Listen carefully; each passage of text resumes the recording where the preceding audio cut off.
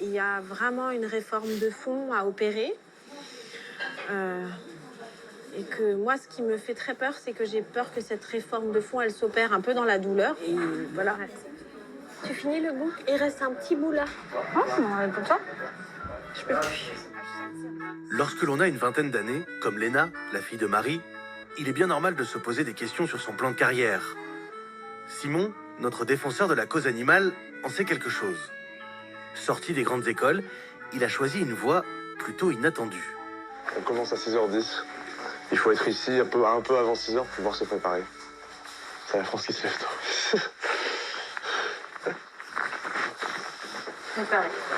Préparé, ouais. À 26 ans, Simon vient de passer le concours des boueurs de la ville de Paris. Il entame sa toute première semaine de travail. Non, je mets ça dedans. Hein. J'ai un nouveau, ouais. Depuis mercredi. Ce matin, Horace, son binôme, va lui transmettre les ficelles du métier. Voilà, là, t'as vu, là c'est plus rapide. Voilà. Et tac. Super. Tu peux les mettre là, les deux. T'es pas obligé de remettre, ça te fait des allers-retours si tu fais ça.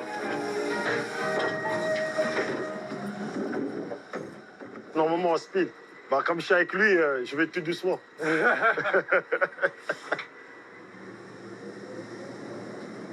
Je voulais aussi faire un métier très concret, quoi. Du service public très concret.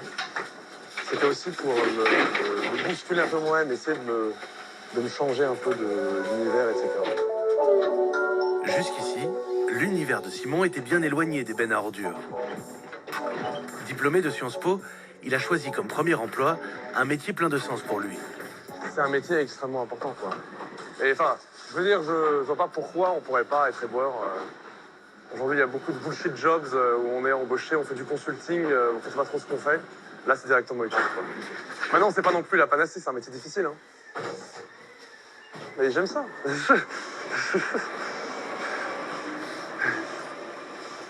C'est bon, fais gaffe, t'es un bon acteur, Je suis toi. un bon acteur. Ah ouais, Brad Pitt, hein.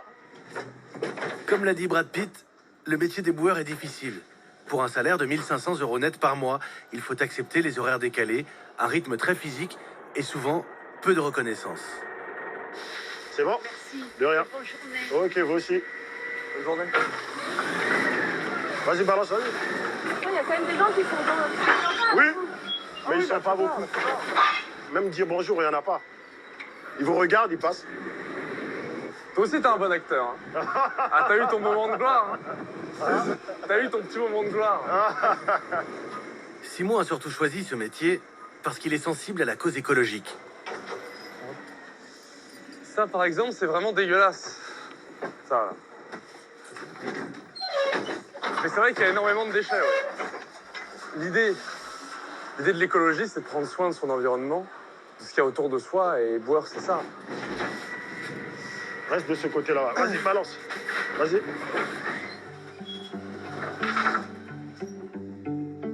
À l'heure du casse-croûte, c'est souvent là que les langues se délient. Surtout à quelques semaines des élections. Est-ce que les candidats à la présidentielle ils se sont intéressés à votre métier? Pas du tout. Non, ils parlent pas du On tout. va sur le terrain. Ouais. Personne ne parle de nous. Après, je sais pas si c'est la faute des politiques, honnêtement. Hein. C'est globalement dans la société, les gens s'en foutent, quoi. C'est pas que les politiques, c'est aussi les... Enfin, les politiques sont le reflet de la société. Ouais, il y a des gens qui mettent la poubelle par terre. En gros, voilà, quoi, on est comme des merdes. Voilà. Faut dire ce qu'il y a. Hein. Ça, c'est clair. Voilà. C'est vraiment le métier du déchet, quoi. Donc aussi, les gens rejettent ça par rapport à ça, parce qu'ils veulent pas entendre parler de leurs déchets. Je pense, hein. Vous l'aurez compris, Simon, lui, a l'écologie dans la peau.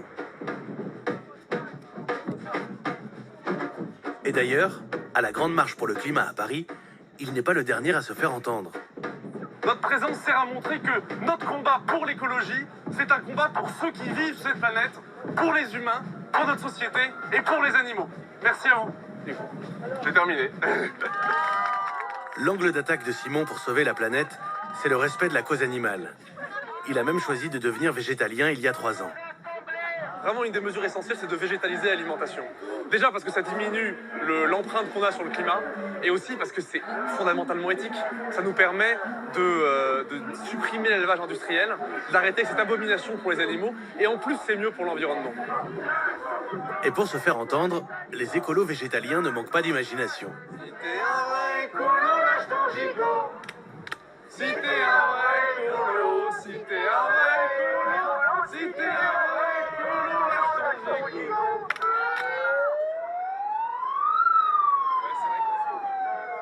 Tous ensemble, on a assez d'animaux. Comme beaucoup de citoyens touchés par la crise environnementale, Simon fait des petits gestes quotidiens pour le climat. Mais selon lui, le changement ne se fera pas sans les politiques. Il y a pas mal de partis plutôt à gauche qui le disent. Je ne sais pas s'ils en prennent très sincèrement la mesure, en tout cas ils le disent clairement. Les partis de droite le font moins. Je pense que les partis de droite sont dans une autre angoisse existentielle. Ils sont dans l'angoisse existentielle du grand remplacement et ils n'ont pas forcément pris conscience que le changement climatique menace notre société, notre civilisation. En Haute-Savoie, chez Marie-Jo, le changement pour le climat s'opère dans l'assiette. Bonjour les chefs. Ah bah voilà. Et en moyenne, il a eu que des comme ça. Voilà. Beau poisson. Tip top. Bah merci chef. Bon Faut- service, bon Ouais. courage, il y a du monde déjà. Ok, ça marche. Allez, on se dépêche. Il y a 3 ans, Sylvia et son frère Louis ont eu un projet fou. Transformer la maison familiale en restaurant. Ça, c'est la cuisine d'origine avec la fresque que ma tante avait dessinée pour ma maman. Donc c'est la cuisine de notre mère et en fait c'est un hommage à notre maman qui est disparue en 2016 d'un cancer.